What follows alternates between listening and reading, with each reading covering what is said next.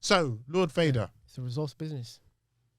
So Lord Vader, the question to you is, with Arteta. Mm-hmm.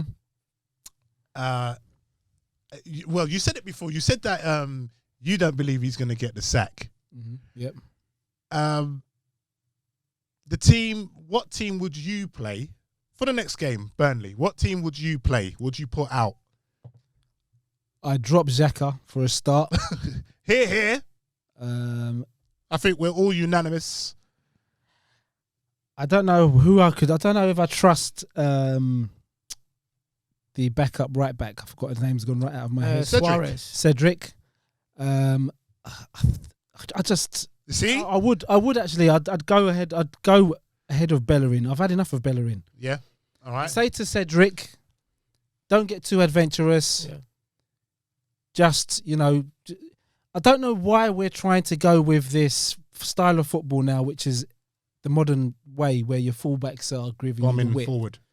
Your fullbacks don't need to give you the width. Your wide players should give you width. I know Liverpool and Man City, this is the new style with your inverted wingers and your wide players go out wide. Yeah. We haven't got the players for that. Mm-hmm.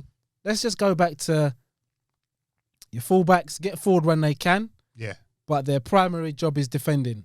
Right. Your wingers give you width. Reece Nelson, you're playing. Okay. Xhaka, you're not playing. Ainsley, you're playing. Yeah.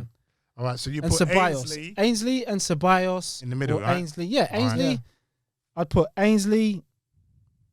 Ceballos. No, I'd put Ainsley. Elneny. Ceballos. And I'd play Ceballos in a Lacazette position. Mm-hmm. All right. And then I'd have Reece Nelson out wide, Saka out wide, and Aubameyang down the middle. Yeah. Okay. I don't have a problem with fullbacks attacking because that's what all teams do. Mm-hmm. This is the way that you can affect the game now. Yeah. But the problem is you have to organize your team in a way that there is backup.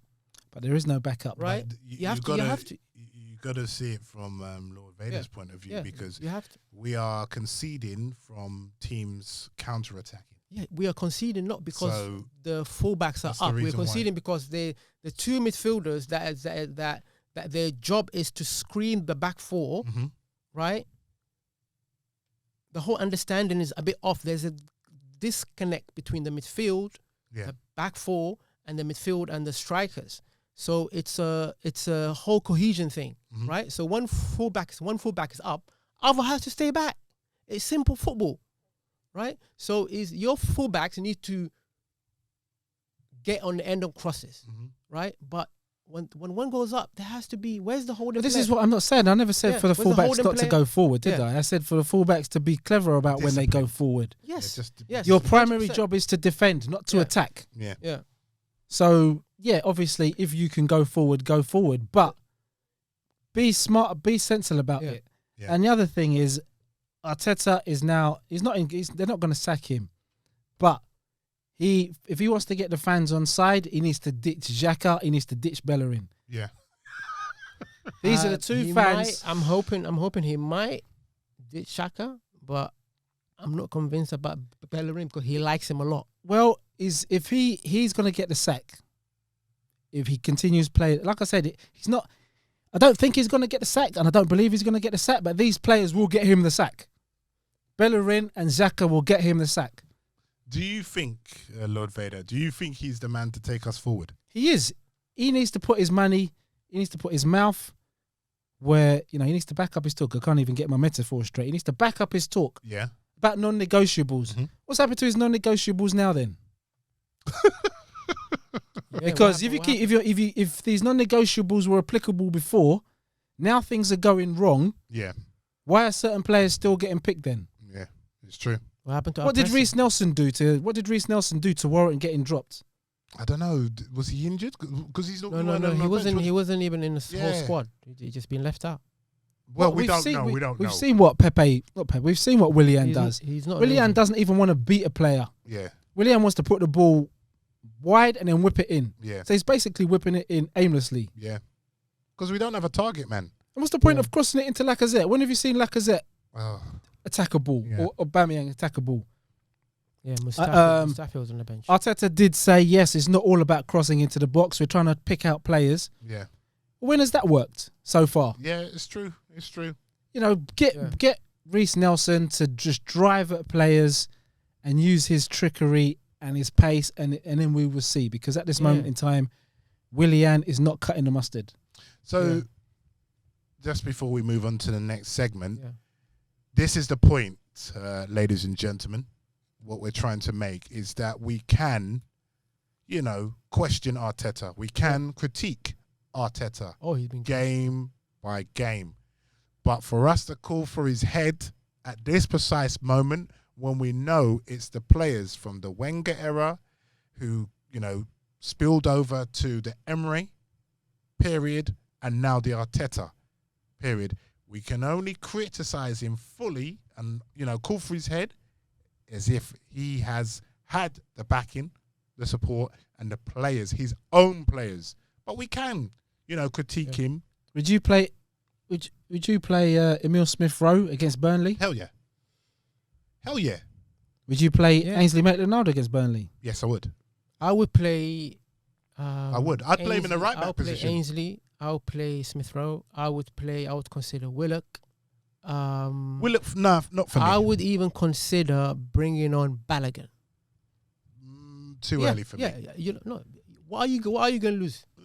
What are you going to lose? Yeah, I know. Right? But I think it's too early. But Smith-Rowe, definitely, because that boy's hungry. Yeah.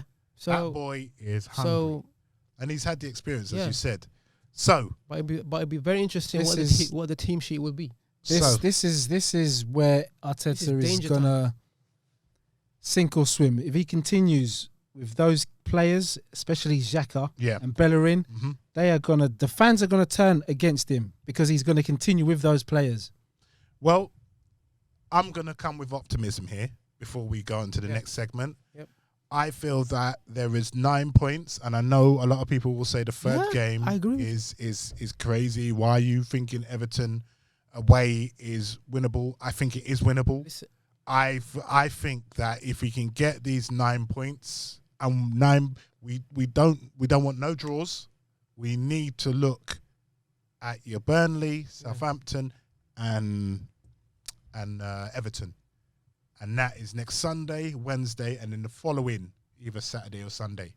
We need to get 9 points. Listen, we need to chalk up them wins. You know me. The future isn't Xhaka. I'm gonna keep banging on about No, but it's true though. You're not wrong there. The future isn't Bellerin. You're not. You listen. We're all in agreement, man. How many managers have stumbled across a great young talent through sheer just necessity? Of course. Arnold. Yeah. If Klein didn't get injured, Arnold wouldn't have got his chance. Yeah. So the time is now for Arteta to invest trust in to drop these players that are letting him down. Yeah, Willian as well. Yeah, and say, listen to the youngsters. Yeah, the position is yours. If you do what I'm asking, and you perform, the position is yours. Yep. And he may be surprised. He may find the rough diamond that he's looking for. Exactly. Yeah, exactly. And if you play youngsters and even you lose, the fans will be on side. It's a win-win for him. The fans will be on side. Yeah. Because as long as they see some encouraging things, the fans will be offside. Listen, the fans, Xhaka and Bellerin yesterday were getting dog's abuse. If he continues to play them, I won't even back. If he continues to play Xhaka and Bellerin, as much as I want Arteta to stay, he'll be sticking a knife in his own back. Yeah. He'll be tying one leg behind his own back. Yeah, he's created a rod for his own back if he sticks with those players. He needs to bite the bullet and be brave. Yeah.